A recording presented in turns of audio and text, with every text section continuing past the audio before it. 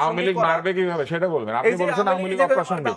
আপনি আপনার নিজের বক্তব্য ডিফেন্ড করবেন যে আওয়ামী লীগ যদি অপ্রাসঙ্গিক হয়, আওয়ামী লীগ তাহলে ভয়ঙ্কর হয় কিভাবে? আমি বলি আওয়ামী লীগ ভয়ানক কিভাবে হয়, আমি বলছি যে আওয়ামী লীগ তো তাদের কিছু মানুষ রেখে গেছে, তাদের মানুষ বাংলাদেশে এখন আছে না। ছাত্রদের ঘাড়ের উপর ভরসা করে এই বিএনপি এবং জামাত সন্ত্রাসের মাধ্যমে প্রমাণ করছে যে তারা এরকম নেতৃত্ব এখনো গড়ে তুলতে পারেনি।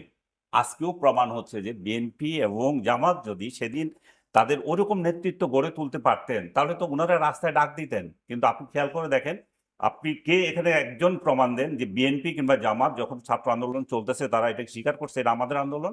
তারা তো অস্বীকার করেছে, বরং বিএনপির মহাসচিব পর্যন্ত বলেছে যে এটা আমাদের না।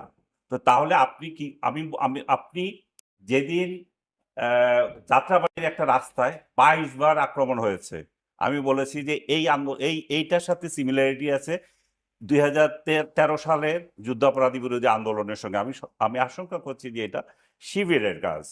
এরপরে আমাকে তখন বললো যে না না এটা আমাদের কাজ না। আর আমি যখন ওই ছাত্রদের ওইটা বললাম, এটা বললো যে ছাত্রদেরকে আপনি সন্ত্রাসী বলেছেন। আমি সেদিনে বললাম না রে বাপ, আমি তোমাদের কারো সন্ত্রাসী বলে নাই। আমি বলছি কেন মেট্রো রেলে আগুন, সড়ক ভবনে আগুন, বিটিভিতে আগুন, এবং এই সেদিন আমি যে কথাগুলো বলেছিলাম আজকে 5 আগস্টের পর তারাই সেটাই স্বীকার করছে যে আমরা আগুন দিয়েছিলাম সেখানে। বিচারাধীন অবস্থায় আছে এবং এখন সেটা তারা ক্রেডিট নিচ্ছে। আসলে আমরা কিন্তু পুরো অনুষ্ঠানের প্রসঙ্গ থেকে সরে গিয়ে আমরা দেখেন আমি কেন বাধা দিয়েছিলাম স্বীকার করছে কোথায়? আমি তো অনলাইনে না ভাই আমি দেখেন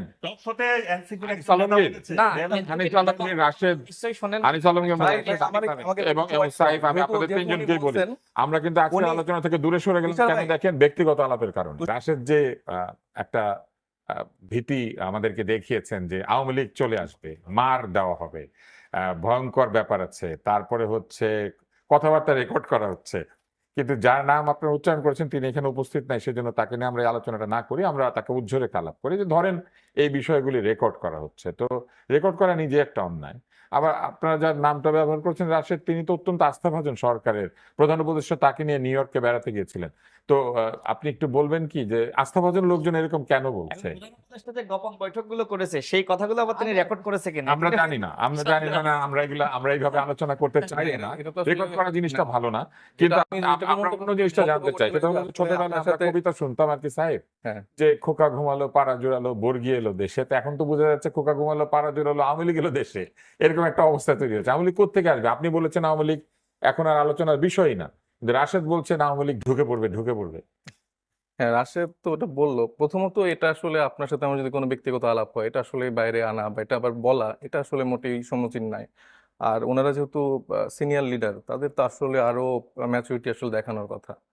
এবং মায়ের খাওয়ার যে বিষয়গুলো আসছে, যে আওয়ামী লীগ চলে আসছে, এটা রাশেদ আমার সহযোদ্ধা উনি বললেন। আবার অনেকভাবে ধরেন যে আরো অনেক মানুষই বলার চেষ্টা করে বা এই ন্যারেটিভটা আবার এস্টাবলিশ করা হচ্ছে। তখন ধরেন আপনি একটা অন্য কারো পোস্ট শেয়ার করছেন, আপনি কখন এই পোস্টটা শেয়ার করেন?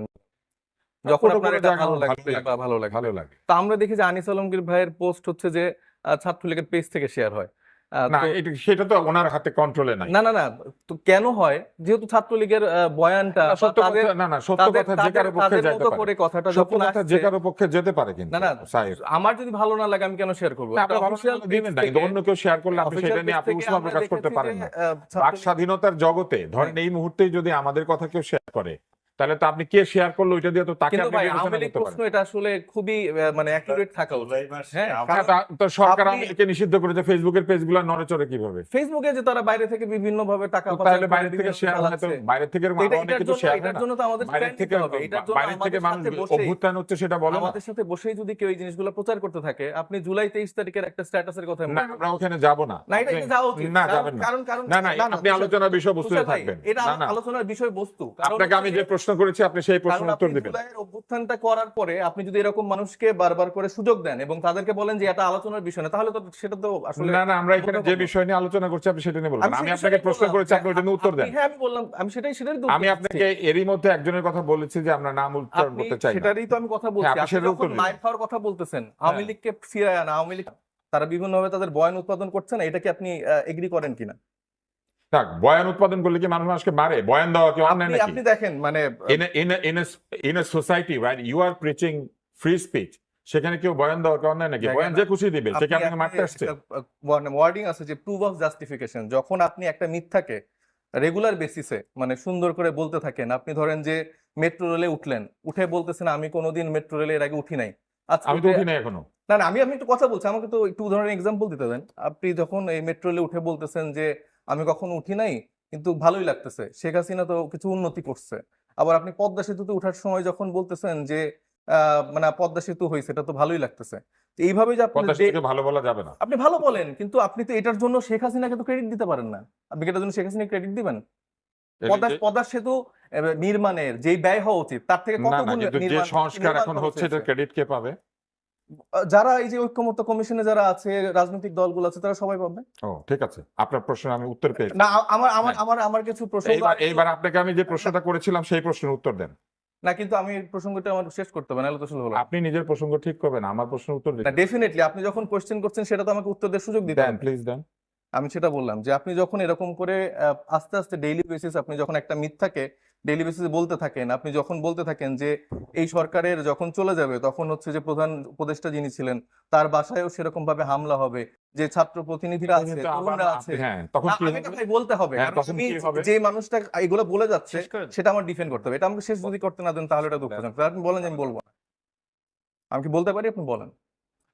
বিএনপি তারপরে জামাতের উপরে ভর করে ছাত্ররা হচ্ছে সন্ত্রাসী কার্যক্রম করছে, এই বক্তব্যগুলো যখন সেই সময় বলা হয় এবং জুলাই পরবর্তী সময় ডেইলি বেসিসে আপনি যখন দেখেন যে আওয়ামী লীগকে প্রাসঙ্গিক করা হচ্ছে, আওয়ামী লীগ কেন আমি আপনাকে একটা মাঝখানে একটা প্রশ্ন করে আওয়ামী রাখি। লীগ কেন ভোটে আসবে না, আওয়ামী লীগ ছাড়া আসলে সুষ্ঠু নির্বাচন সম্ভব না, তারপরে এই যে বাড়িঘর আগুন দেওয়ার কথা, এই কথাগুলো যদি ডেইলি বেসিসে একজন সবসময় এরকম করে প্রাসঙ্গিকতা তুলতে থাকে, বয়ান উৎপন্ন করতে থাকে, তাহলে তো অবশ্যই সম্ভাবনা তৈরি হয় যে তরুণরা তারপরে যারা আসলে অভ্যুত্থানের সামনে সারিতে ছিল তাদের মায়ের খাওয়ার অবস্থা। আসেন, আমি আপনাকে আরেকটা প্রশ্ন করি, সেটা হলো 19শে জুলাই আমি রাস্তায় দাঁড়িয়ে বক্তৃতা দিয়েছি, আমার কাছ থেকে 10 ফিট দূরে লাঠি হাতে যাদেরকে আপনারা বলছেন মারবেন তারা উপস্থিত ছিলেন। সেখানে আপনাদের এই সরকারের উপদেষ্টাও ছিলেন, তিনিও বক্তৃতা দিয়েছেন, একজন উপদেষ্টা ছিলেন। তো আমাকেও তো ফ্যাসিস্ট বলা হয়েছে। তো আমি কি সেটার জন্য বলবো যে আমাকে ফ্যাসিস্ট বলে শেয়ার করা হয়েছে, সেই জন্য আমাকে কেউ আমি তো ভাই আপনার কথা কোনো কিছু বলছি না। না, কিন্তু বলা উচিত? আমি এটা এই প্রসঙ্গে তো আমি কথা বলছি না। আমার যেটা অ্যাকুরেট প্রশ্ন সেটা মানে মানে এটা আমি একটা প্রশ্ন করেছি আর কি। আমি বক্তৃতা দিয়েও কেমনে ফ্যাসিস্ট হলাম?